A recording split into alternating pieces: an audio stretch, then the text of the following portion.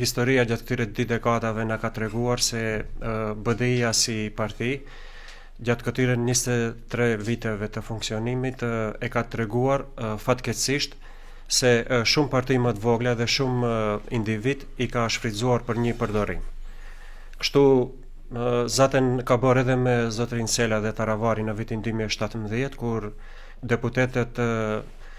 Aleancës për Shqiptarët aso kohë ishin krucial për formimin e shumicës parlamentare edhe për votimin e kryeparlamentarit Tala Xhaferit aso kohë,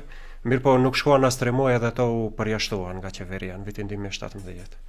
Kështu që ka shfrytzu BDI-ja për një përdorim, për shembull kanë qenë edhe shqiptarët ortodoks, fatkeqësisht, nëse u kujtohet në vitin 2016 ato filluan të promovojnë shqiptarët ortodoks duke thënë se në të ardhmen ato gjithmonë do të jenë pjesë e listave të BDI-s për deputet. Mirë po kjo ndodhi vetëm një herë në vitin 2016 dhe me siguri se edhe Sela, besoj edhe zoti Taravari do ta shqirtojnë mirë mundësinë e koalicionimit me BDI-n në të ardhmen.